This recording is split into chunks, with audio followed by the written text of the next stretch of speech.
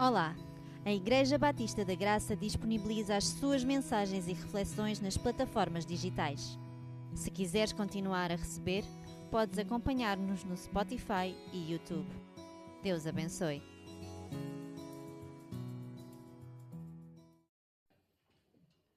Há dias que a vida não está mal, há dias também que a vida não está bem. Está em piloto automático.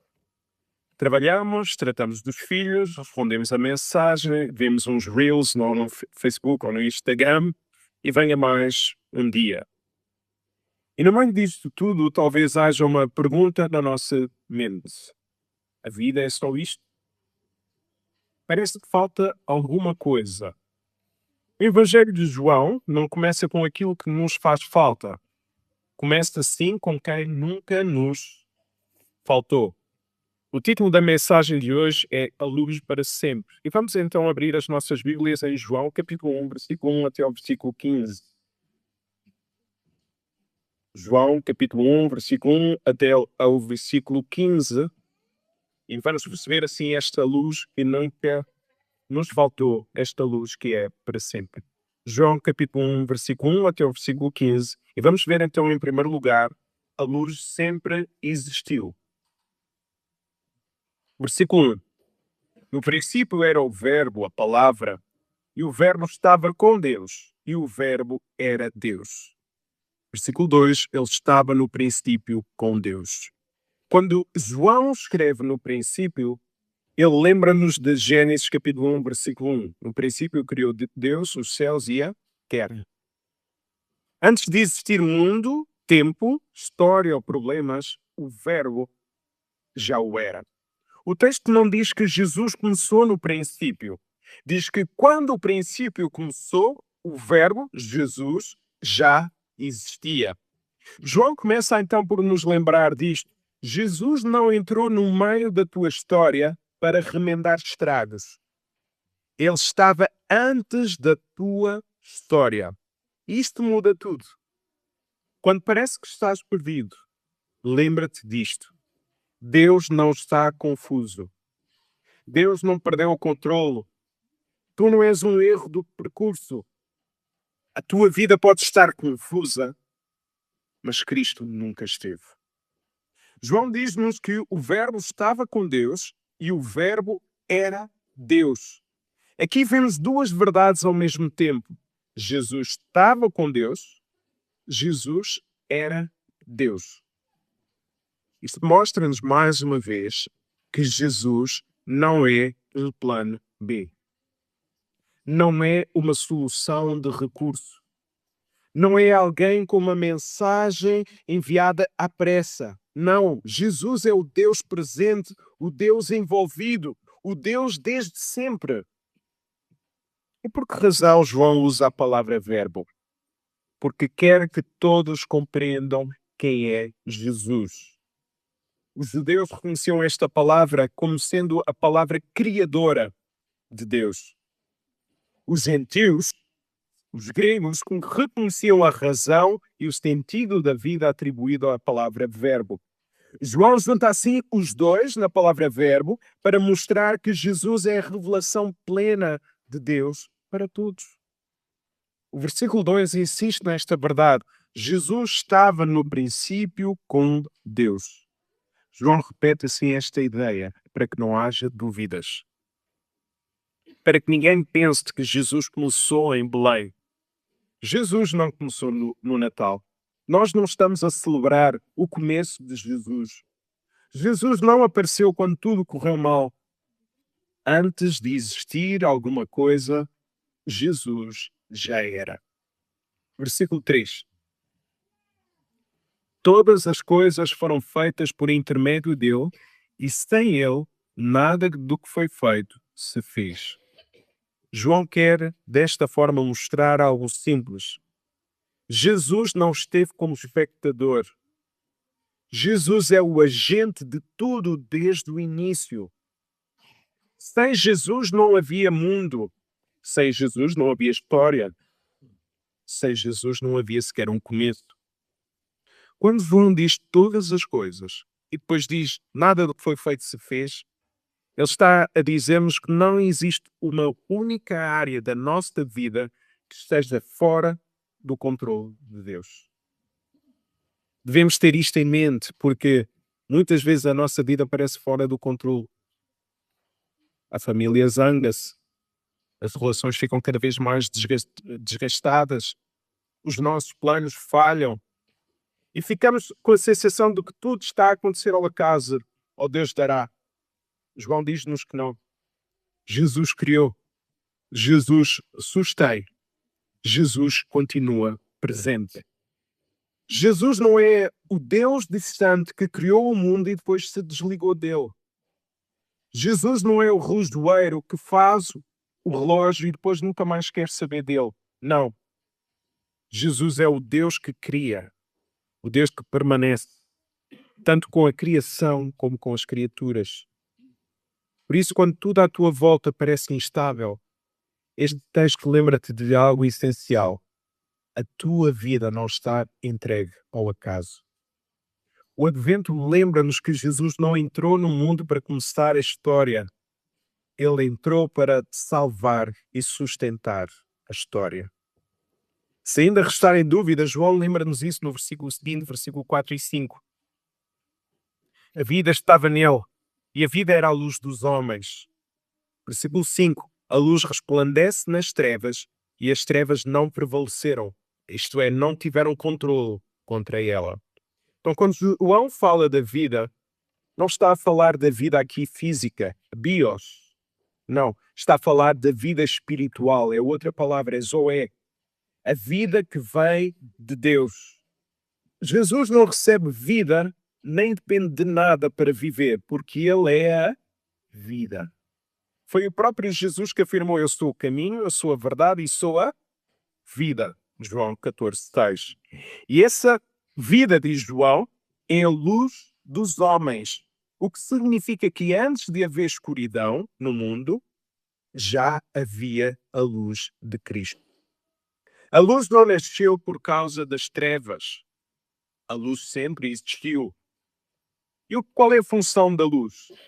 Nós valorizamos a luz quando houve um apagão. Por quê? Porque a luz resplandece. Essa é a função da luz. Resplandecer. A luz então não se esconde. A luz dá-se valor quando há trevas. João mostra-nos que o mundo não é lindo. Ele sabe que o mundo é caído. Que o mundo é marcado pelo pecado. O mundo é marcado pela dor, pela culpa, pela confusão. E é precisamente aí que a luz entra. É precisamente aí que a luz faz diferença. E entra de tal forma, diz o texto, que as trevas não prevaleceram contra esta maravilhosa luz. Todos nós aqui sabemos que as trevas são reais. O pecado é real. A dor é real. Mas lembra-te, nada disto é o fim. Por isso, quando pensares que a tua escuridão é demasiadamente profunda, quando sentires que a tua queda foi grande demais, ou quando achares que já não há saída, lembra-te disto. A luz de Jesus não começou na tua noite. Ela sempre existiu. E nenhuma treva conseguirá apagar a luz de Jesus. Agora, João mostra-nos como é que esta luz entrou no mundo. Cristo não ficou na eternidade a observar. Ele entrou na nossa vida. Então vimos, em primeiro lugar, que a luz sempre existiu. E agora vamos ver que a luz veio até nós, do versículo 6 até o versículo 11. E vamos começar a ler o versículo 6 até o versículo 8. Houve um homem enviado por Deus, cujo nome era João. Este veio como testemunha para que testificasse a respeito da luz, a fim de todos virem a crer por intermédio dele. Ele não era a luz, mas veio para que testificasse da luz. Depois do Antigo Testamento, houve cerca de 400 anos de silêncio. Deus não falou através de profetas, não houve novas revelações, não houve sinais claros. O povo vivia entre a esperança e também algum desespero. Sabiam que Deus tinha prometido Mas este silêncio começava a pesar. 400 anos de espera pelo Messias. Havia quem já tivesse perdido a esperança. E é precisamente neste contexto que João escreve: houve um homem enviado por Deus. Houve. Isto não é uma frase solta, nem é um detalhe irrelevante. A palavra houve mostra-nos que João Batista não apareceu por acaso, nem surgiu do nada. Ele foi enviado. A sua vida não foi fruto de circunstâncias aleatórias. Ele existiu porque Deus quis, no tempo certo, enviá-lo para uma missão concreta. Inclusive, também a vida de Isaías já tinha sido pré-anunciada 800 anos antes. Quando vemos em Isaías, João Batista, aliás, já tinha sido anunciado cerca de 800 anos antes pelo profeta Isaías. Em Isaías 40, versículo 3, voz do que clama no deserto, preparai o caminho do Senhor. Assim, João não foi uma surpresa. João foi o cumprimento. Deus não estava a improvisar depois de séculos de silêncio. João diz-nos o texto que está a preparar o caminho da luz. Neste texto, nós não vemos João apontar as coisas para si próprio. Reparem no texto. Ele não era a luz. Ele veio testemunhar da luz. Mais tarde, o próprio João Batista resume toda a sua missão numa frase memorável. Em João 3,30, ele diz o seguinte: importa que ele cresça, Jesus, e eu diminua. E isto é libertador. João não precisava de ser o centro, precisava de ser fiel. A missão dele era simples: ajudar outros a verem a luz e a crerem nela. No mundo onde todos querem ser vistos, no mundo onde todos querem ser valorizados, João lembra-nos que a vida ganha verdadeiro sentido quando ela aponta a Cristo. No mundo onde os likes contam, no mundo onde os seguidores interessam, João diz-nos assim: nada disso tem relevância. A tua vida é importante quando ela de facto aponta para Jesus. Não será este o propósito da nossa vida? Será que Jesus tem sido a nossa luz? Será que, tal como João Batista, as nossas vidas têm também ajudado outros a olharem para Jesus? A pergunta nunca foi se a luz veio. A pergunta que se faz é se tu estás a deixar que esta luz entre na tua vida. O choque deste texto é este: quando a luz entra, nem todos a querem. Quando a luz vem, nem todos a desejam. Mas lembra-te, a luz não falha. Nós é que resistimos. Versículo 9 até o versículo 11. A verdadeira, a real luz que, vindo ao mundo, ilumina a todo o homem. O Verbo estava no mundo, o mundo foi feito por intermédio dele, mas o mundo não o conheceu. Versículo 11. Veio para o que era seu e os seus não o receberam, não o aceitaram. Quando João diz aqui que Jesus é a verdadeira luz que ilumina, ele diz que ilumina a todo o homem. Ele não está a dizer que todos os homens serão salvos, nem que todos recebem a mesma graça. Ele não se contradiz. Ele está a falar da revelação, não está a falar de salvação. Esta luz ilumina a todos no sentido de mostrar quem Deus é, mostrar quem nós somos, mostrar o bem e o mal, a verdade e o erro. Todo o ser humano vive debaixo desta luz. Como? Romanos 1, pela criação que observa. Romanos também pela consciência que o acusa. É por isso que ninguém peca por ignorância absoluta. Todos, sejam eles cristãos ou não cristãos, sabem em algum nível quando nós estamos a fugir à verdade. Então esta iluminação, ela é real. Torna-nos responsáveis. Ninguém pode dizer: eu não é responsável, coitadinho, não sabia o que era o certo e o que era errado. Não, isto não é verdade. Todos temos na nossa consciência e na criação alguma noção do que é certo e do que é errado. Esta luz mostra, mas não transforma o coração. Ver a luz não é o mesmo que amar a luz.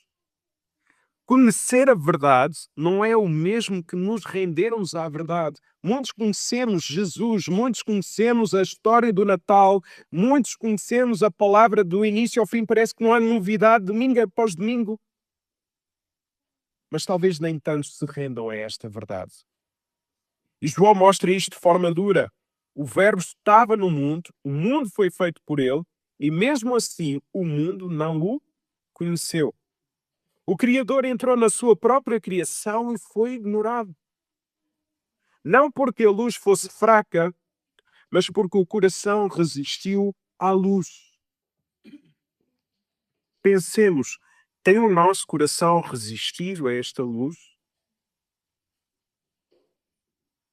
João vai ainda mais fundo quando diz: veio para o que era seu e os seus não o receberam.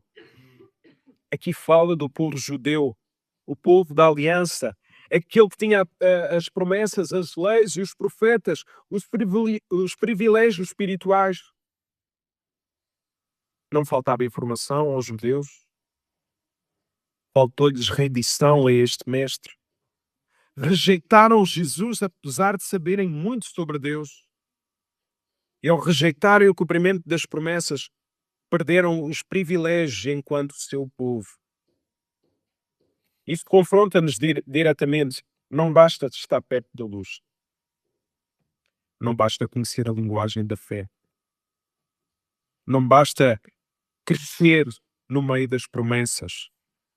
A luz pode estar no meio de nós e mesmo assim ser rejeitada. João está a preparar-nos para uma verdade dura. O problema do ser humano não é a falta de luz. É o amor que tem pelas trevas. O problema não está na luz. O problema está no ser humano que não ama a luz e ama as trevas. E se o problema então não é a falta de luz, então nós precisamos mais do que iluminação. Precisamos de um novo nascimento. Precisamos de redenção. Precisamos ser salvos. Então, se tantos viram e recusaram, a pergunta é: quem é que recebe esta luz? Vimos então, em primeiro lugar, que a luz sempre existiu. Em segundo lugar, que a luz veio até nós. Em terceiro lugar, vamos ver que a luz dá-nos uma nova identidade. Versículo 12. Mas a todos quantos o receberam, deu-lhes o poder de serem feitos filhos de Deus, a saber, aos que creem no seu nome, na sua pessoa. Até agora vimos pessoas que viram a luz e a rejeitaram. Agora João faz um contraste muito forte. Ele fala daqueles que viram a luz e a receberam. A diferença, mais uma vez, não está na quantidade de luz, porque os judeus até receberam mais. A diferença está na resposta do coração. João é claro, nem todos são filhos de Deus. Nós precisamos dizer isto, nem todos são filhos de Deus. Todos são criaturas de Deus, criados por Ele, mas filhos são aqueles que recebem Jesus e creem no seu nome. Ser filho não é automático. Não vem por herança religiosa. Não é pelo facto de o bebê Alfredo ter nascido que o torna cristão. Não, ele precisa de vir à fé. Não vem também pela proximidade cultural, não vem pelo nosso esforço. Vem pela fé em Jesus Cristo. Mais uma vez, isto é libertador. Num mundo onde todas as pessoas são pressionadas a descobrir quem são, descobre o teu novo eu. Quem é o teu eu? A construir uma identidade, a provar o teu valor. João diz-nos que em Cristo a identidade é recebida, não é conquistada.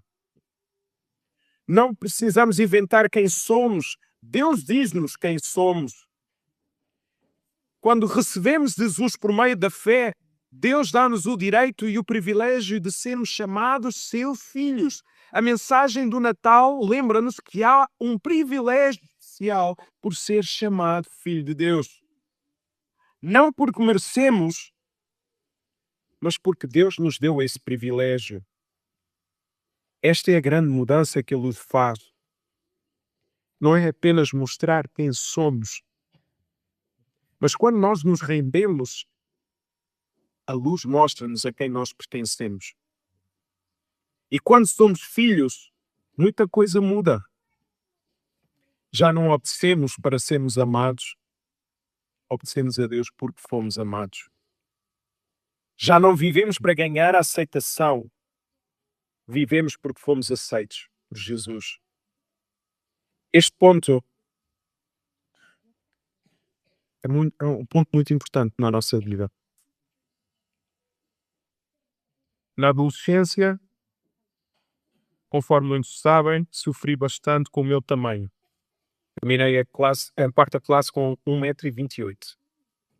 As pessoas passavam por mim, na escola, passavam por cima de mim e depois nem notava que estava lá uma formiguinha por baixo. Também era o filho do pastor. Num contexto como em Tondela, isso era terrível. Durante muito tempo isso mexeu com a forma como eu vivia. Cheguei a desesperar da própria vida.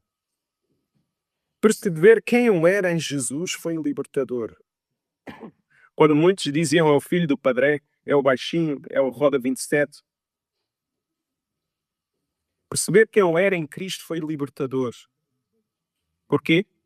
Porque eu não sou quem as pessoas dizem que eu sou. Eu não sou aquilo que tu pensas acerca de mim. Eu sou quem Deus diz que eu sou. Sou um filho de Deus, não definido por aquilo que dizem de mim, mas pelo que Deus disse acerca de mim. Eu sou um filho de Deus. Esta mudança foi brutal na minha vida. E mesmo quando os velhos fantasmas tentam atacar-me, esta verdade precisa de estar no meu coração. Eu não posso viver como condenado quando eu já fui libertado. Quando aquilo que disseram acerca de ti na tua adolescência, quando aquilo que diz ainda hoje acerca de ti marcar a tua vida, lembra-te, tu não és quem as pessoas dizem que tu és. Tu não és quem os teus fantasmas afirmam que tu és. Tu és quem Deus diz que tu és. E se tu crês em Jesus, tu és um filho de Deus. Este é o maior privilégio. Então podem dizer tudo acerca de mim, mas ninguém me tira esta alegria de ser filho de Deus. Por isso esta luz não dá apenas direção. Ela dá um nome. Filho. E João fez questão de deixar claro que esta filiação não nasce de nós. Ela nasce de Deus. Versículo 13. Os quais não nasceram do sangue, nem da vontade da carne, nem da vontade do homem, mas de Deus. João aqui faz questão de esclarecer algo fundamental para nós não confundirmos tudo.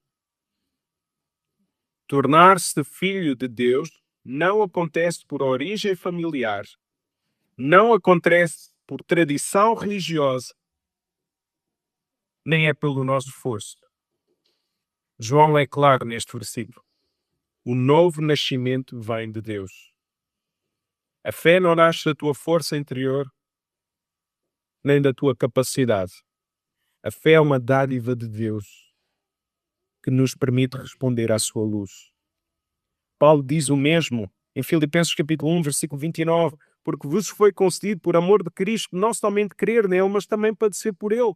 E daqui nasce a gratidão, porque a fé não é uma conquista pessoal, a fé é uma dádiva.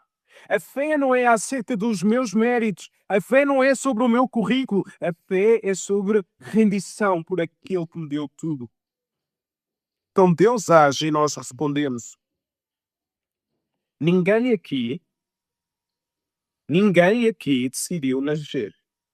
Eu quero nascer, então lá vou aparecer na barriguinha da minha mãe. Não é isso. A vida é recebida, não conquistada, e muito menos será merecida. Será que eu mereço? Não, nunca vais merecer. Então, vive com gratidão. Isto traz descanso. Porque se a nossa filiação dependesse da nossa vontade, do nosso desempenho, da nossa permanência, nós já teríamos perdido há muito tempo. Jesus disse que ninguém nos vai retirar da sua mão. Esta é a nossa segurança. Eu já quis saltar muitas vezes fora. Possivelmente cada um de vocês já quis saltar fora. E nós percebemos que mais dia, menos dia, nós estamos dentro. Afinal, nós sempre estivemos dentro. Esta é a beleza. Que Deus não nos larga. Porque atrai-nos a Ele com cordas de amor. Todos nós aqui falhamos. Todos nós aqui já desiludimos. Todos nós aqui já queremos desistir. E mesmo assim continuamos a ser filhos. Pensa quem tem filhos, pensa na tua relação com os teus filhos. Por mais que o teu filho erra, por mais que o teu filho te magoe, por mais que a tua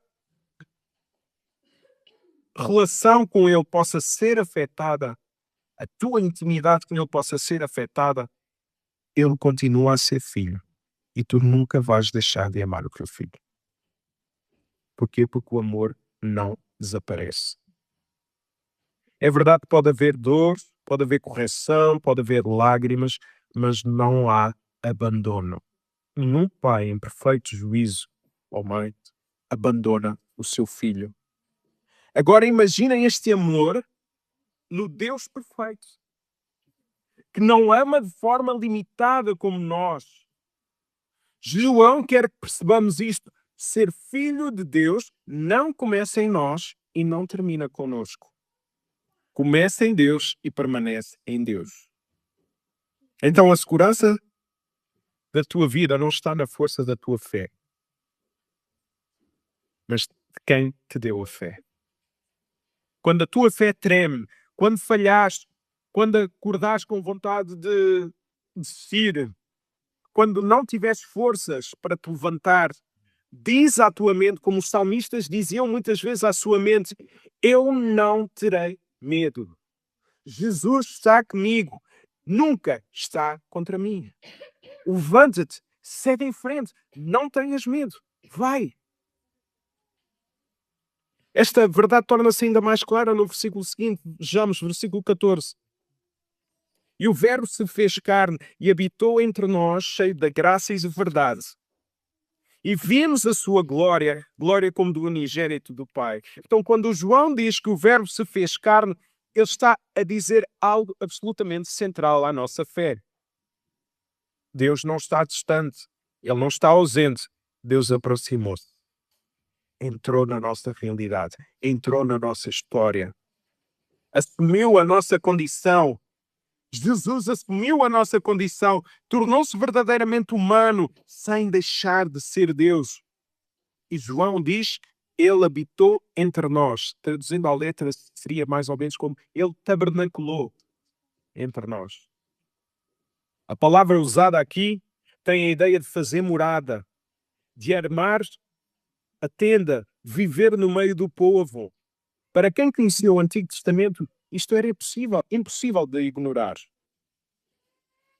Deus tinha habitado no deserto com o seu povo, primeiro com a coluna de nuvem durante o dia e a coluna de fogo durante a noite, depois no tabernáculo e mais tarde no templo. A presença de Deus estava associada a um lugar. Agora diz-nos João que essa presença ganhou um rosto, ganhou uma cara. Já não está presa a um edifício, já não depende de um espaço sagrado. Deus passou a habitar no meio do seu povo através de Jesus. Tudo o que o templo representava apontava para Jesus. E João diz mais, essa presença era cheia de graça e de verdade. É uma presença que acolhe, que perdoa, que confronta e que restaura. João diz-nos algo impressionante. Vimos a sua glória. Era algo concreto, algo real. E para que não restem dúvidas sobre quem é este Jesus, João Batista volta a aparecer no versículo 15. Vejamos. João testemunha a respeito dele e exclama: este é aquele de quem eu disse, o que vem depois de mim tem, contudo, a primazia, porquanto já existia antes de mim. Então ele testemunha publicamente e afirma que veio depois dele, é na verdade superior a ele porque já existia antes dele. Ou seja, João diz que Jesus, apesar de ser mais novo, ele já existia. João reconhece que Jesus não é apenas maior no ministério, mas maior na essência. Aqui está o confronto amoroso. Ou recebes a luz e tornas-te filho, ou continuas perto da luz e continuas nas trevas. Não basta admirar Jesus. Não basta conhecê-lo. É preciso confessar Jesus como nosso Salvador e nosso Senhor e arrependermos dos nossos pecados. Neste advento, diz-lhe de todo o coração: Jesus, eu preciso de ti. Entra. Faz da minha vida a tua casa. Perdoa-me. Tu és o meu Salvador e o meu Senhor. E depois, descanse. Porque quando Ele entra na tua vida, deixas de ser uma casa escura. Passas a ser uma casa habitada pela maravilhosa luz. E uma casa habitada por Jesus muda tudo. Muda até a forma como tu andas no dia a dia. Por isso nós podemos cantar com alegria: Rei da paz, Rei de amor, deste mundo criador. Vinde todos lhe pedir que nos venha conduzir deste mundo. A luz é o Senhor Jesus.